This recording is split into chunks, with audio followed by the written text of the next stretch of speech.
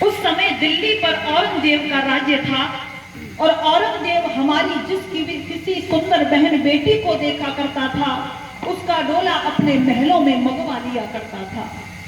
किसी तरीके से औरंगजेब को यह सूचना मिल गई कि रूपनगर की जो राजकुमारी है चंचल कुमारी अति सुंदरी है, वो तुम्हारी बेगम बनने के योग्य है। औरंगजेब ने एक फरमान लिख करके भेजा और अपने सैनिकों से कहा कि इसे जाकर के राजा रूप सिंह को दे देना। राजा रूप सिंह ने जब वो पढ़ा तो उसमें लिखा हुआ था, राजा रूप सिंह अमुक तारीख तक या तो अपनी बेटी चंचल कुमारी का डोला मेरे महलों में पहुंचा देना और नहीं पहुंचाया तो तुम युद्ध के लिए तैयार रहना, मैं युद्ध करने आऊंगा, अपने साथ सेना लाऊंगा। सज्जनों, जब ये पत्र पढ़ा राजा रूप सिंह ने तो वो घबरा गए, क्योंकि वो बुजुर्ग हो चुके थे। उनके पास सेना शक्ति भी नहीं थी कि वो औरंगजेब की सेना से लोहा ले पाते। अब वो सोचने लगे हमने क्या करना, तो वो बेटी चंचल कुमारी के पास जाते हैं डरते हुए और बताया, बेटी इस प्रकार से औरंगजेब तुम्हारा डोला अपने महलों में मंगवाना चाहता है और मैं तुम्हारी रक्षा करने में समर्थ नहीं हूं, क्या तुम अपनी मर्जी से औरंगजेब की बेगम बनना स्वीकार करोगी? जब ये सुना तो चंचल कुमारी को बहुत ज्यादा दुख हुआ। उसके बाद चंचल कुमारी अपने पिता से कहती है, पिताश्री जो रास्ता मुझे नजर आएगा मैं उस रास्ते को चुनूंगी, लेकिन औरंगजेब की बेगम बनना मुझे कदापि स्वीकार नहीं है।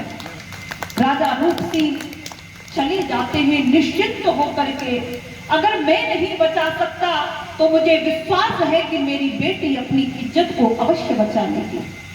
अब चंचल कुमारी सोचती हैं, दो राहों पर कारवां है जिंदगी का, मैं किधर जाऊं कि किधर जाऊं। तो सज्जनों, उन दिनों एक राजा थे जिनका नाम था राशिम। उनका नाम दूर दूर तक फैला हुआ था। उनकी बहादुरी के चर्चे लोग अक्सर किया करते थे। चंचल कुमारी